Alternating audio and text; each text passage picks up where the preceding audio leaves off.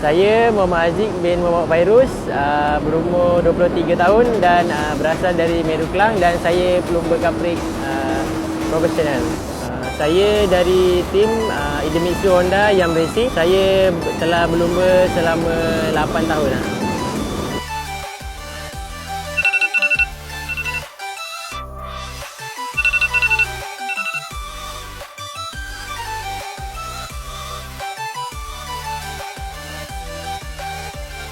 Saya mula berlumba umur 10 tahun dan ayah saya juga dulu seorang pelumba.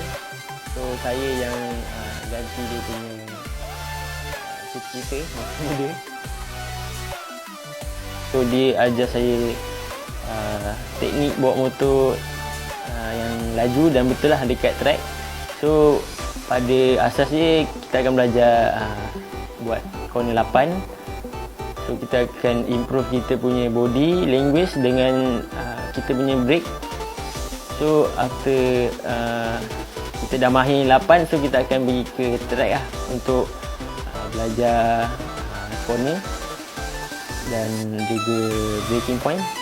Family saya pun bagi support. So lebih-lebih lagi saya punya ayah. So dia banyak ajar saya cara bawa motor yang betul dan laju lah. So dekat track kita dah tak banyak sangat nak belajar. So pada belajar dengan track. So terima kasih juga dengan ibu ayah saya, sokong saya dari kecil sampai sekarang.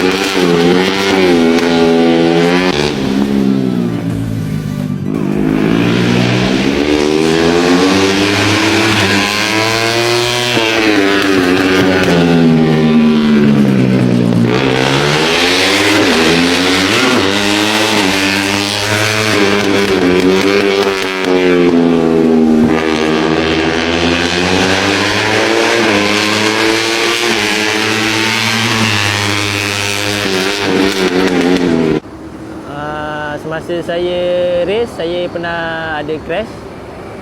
So yang paling teruk dekat Asia Road Racing Underbone 130, di mana saya pengsan, tak sedarkan diri. Dan yang teruk juga, saya dapat retak di pergelangan tangan masa pusingan terakhir Malaysian Cup Prix. 17 ni saya guna sebab itu birthday isteri saya. So saya guna nombor tu 17 dengan ada sedikit sisik ular. So itu saya punya trademark lah untuk diri saya, kira sebagai snack boy. Cadangan saya bagi kanak-kanak yang nak mula dengan race motor, kena ada minat dan usaha lah. Dengan pihak ibu bapa pun kena beri sokongan dekat anak mereka supaya mereka ada satu hobi ataupun career untuk masa depan mereka. So apabila diorang besar, diorang boleh jadi pelumba motosikal profesional.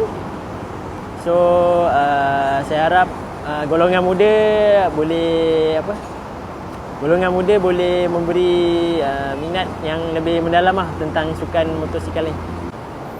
Saya nak ucapkan terima kasih kepada ibu dan bapa saya dan kepada semua penyokong dan peminat saya, dan juga penaja yang ada bersama saya sehingga kini, dan saya harap korang nak race kat tempat yang betul lah.